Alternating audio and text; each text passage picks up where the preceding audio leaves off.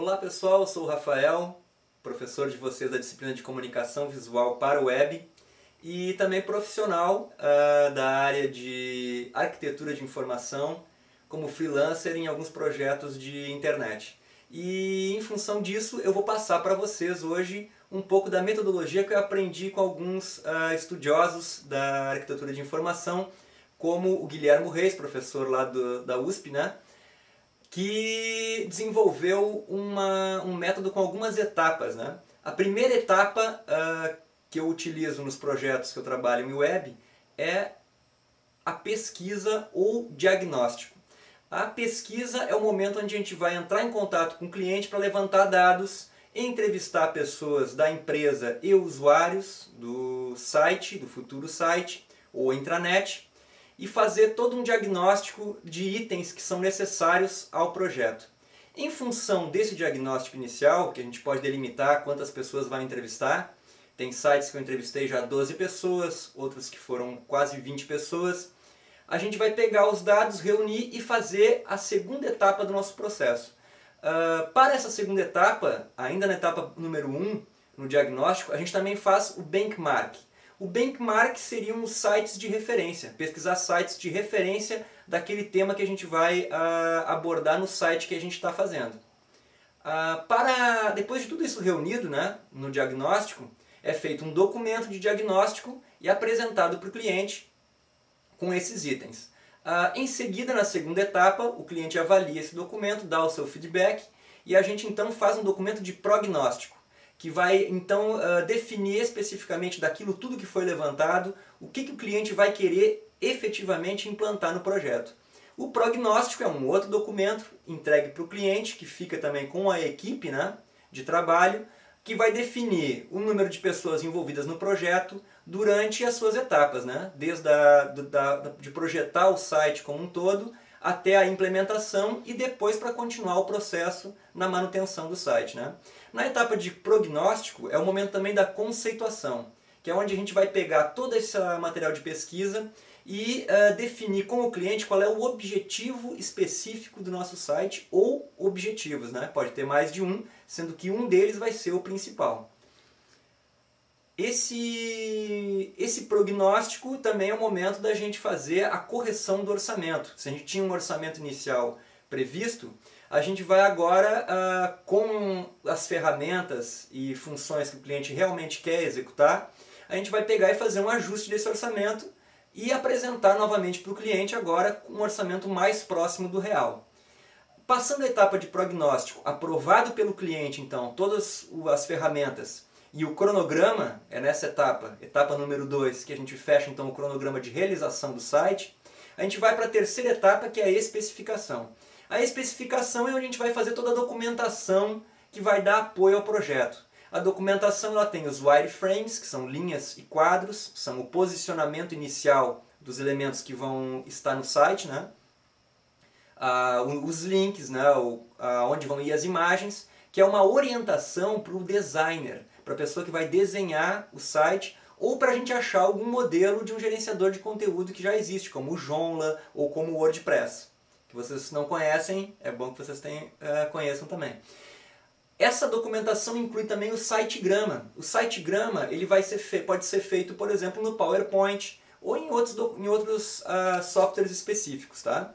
O PowerPoint tem algumas ferramentas bem interessantes, tem inclusive um vocabulário visual para SiteGrama que está disponível lá no site do Instituto de Arquitetura de Informação, que é a versão em português é de Portugal. Bom, nessa etapa também são feitos protótipos, né, na etapa de documentação, são testados esses protótipos com usuários, é escolhido o vocabulário, né, de links, e definido qual que vai ser o conteúdo a ser produzido nas tabelas de conteúdo. Na próxima etapa, depois de toda essa documentação pronta e aprovada pelo cliente, isso é muito importante, até uma dica para vocês, tem que ter um mecanismo importante para a gente aprovar as etapas para o cliente, para ele não voltar atrás, senão tem retrabalho e isso são custos adicionais que não estão previstos no projeto, muitas vezes, né? Então, depois da documentação toda feita e aprovada pelo cliente, a gente passa para a etapa de implementação, que é fazer então a programação, transformar o site em um layout, que também tem que ser aprovado, e programado para que tudo funcione, né? Formulários que a gente queira fazer, sistemas, tudo aquilo que estava previsto no prognóstico inicialmente. A etapa de implantação também vai prever o treinamento à equipe que vai gerir o site, que hoje em dia essa equipe normalmente é uma equipe vinculada à própria empresa, né? Ele vai pegar funcionários da empresa que vão treinar para abastecer de conteúdo o site e aprender as suas funcionalidades, né? Se tiver uma loja virtual, vai ter uma loja virtual. Se for um catálogo de produtos, ou então também um catálogo de obras, como é esse exemplo do museu da AD2, né? Vai ter que treinar as pessoas para abastecer esse site com o catálogo. Talvez tirar fotos também. Não só treinar no computador, mas também em ferramentas que vão dar apoio ao computador, como câmeras de vídeo, máquinas fotográficas, né? A questão do texto, redação de texto. Tudo isso pode ser previsto no início do projeto. Depois de implementado o site, então, antes de colocar no ar, tem que ser feito todos os testes para ver se está tudo funcionando, se as ferramentas funcionam, e também fazer alguns testes de usabilidade com usuários, né? Uma segunda etapa, para colocar o site no ar com tudo perfeito.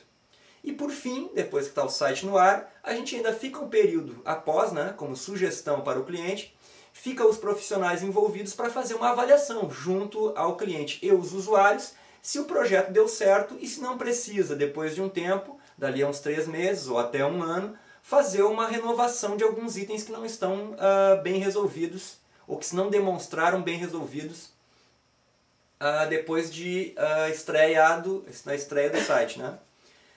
Bom, dito isso, colocado essas etapas, né? É uma sugestão, esse é o meu método de trabalho. É bom que cada um de vocês também, ao longo da carreira profissional, desenvolvam um método que vocês acharem melhor, né? Esse foi o método que eu encontrei para trabalhar. Eu quero que vocês vejam agora alguns sites que eu fiz usando esse método, mostrando os wireframes, que são os modelos de capa, né?